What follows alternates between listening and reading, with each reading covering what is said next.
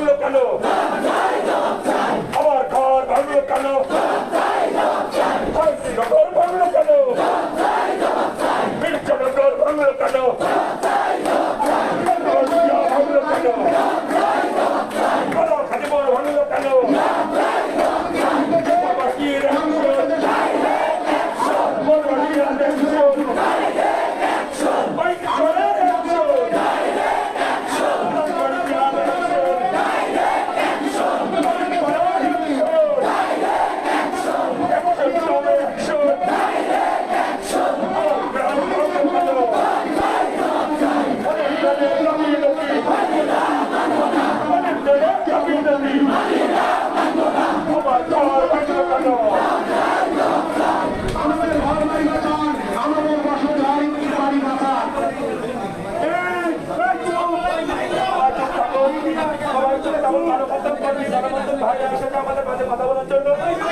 ঠিক এইখানে বহলবাড়িয়া ইউনিয়নের সাহেবনগর এলাকার যারা নদীপাড়ের মানুষ তারা কিন্তু জড়ো হয়েছে এবং তারা কিন্তু তাদের আন্দোলন সংগ্রাম এবং কর্মসূচি কিন্তু চালিয়ে যাচ্ছেন।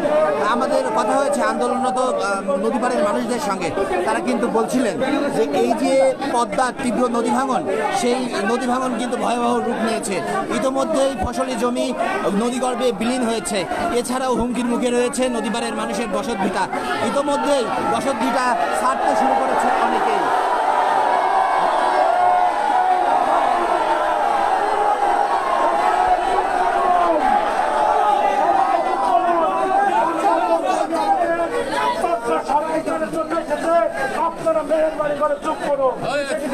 আমি আহ্বায়ক নদী ভাঙন প্রতিরোধ কমিটি মিরপুর কুষ্টিয়া।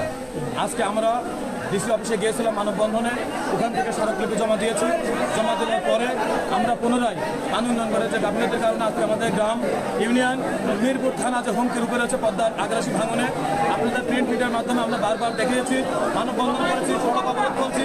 আমরা দৃশ্যমান কাজ এখনো পাই নাই বিধায় আমরা বাধ্য হয়ে আমরা আপামর জনগণকে নিয়ে বহলবাড়িয়া, তালবাড়িয়া, বারুইপাড়া এবং ভাইপাড় ইউনিয়নের এলাকা আপামর জনগণকে নিয়ে আজকে আমরা এই পানি উন্নয়ন বোর্ডের সামনে বৃষ্টি এবং ঝড় বৃষ্টি অপেক্ষা করে আমাদের ঘর বাড়ি বাঁচানোর তাগিদে আমরা পানি উন্নয়ন বোর্ডে আজকে এসে এই মানববন্ধন কর্মসূচিতে আমরা অবস্থান নিয়েছি। কি অবস্থা এখন আপনাদের বসত বাড়ির? কি অবস্থা? আমাদের বাড়ি ঘর ভেঙে চলে গেছে। আজ আমরা 3 দিন না খেয়ে আছি। পড়াই আত্মীয় স্বজন সবাই রান্না করে নিয়ে আসছে, তাই আমরা খাচ্ছি। বাড়ি ঘরের দরজা জানলা সব ভাসিয়ে দিয়েছি। এখন পর্যন্ত আমরা রাস্তায় নেমেছি। এখন পর্যন্ত কেউ খোঁজ খবর নিয়েছে?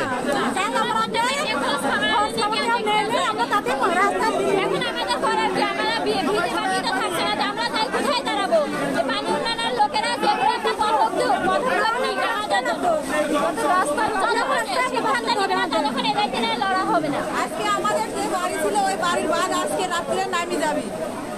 আমাদের আর বসতভিটা থাকছে না। আমাদের বসতভিটা তো বাঁচাতে হবে।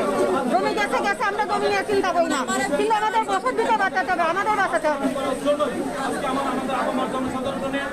আপনাদের বৈরী আবহাওয়ার মধ্যে দিয়ে আপনারা দেখতে পাচ্ছেন আমাদের হাজার সাহেব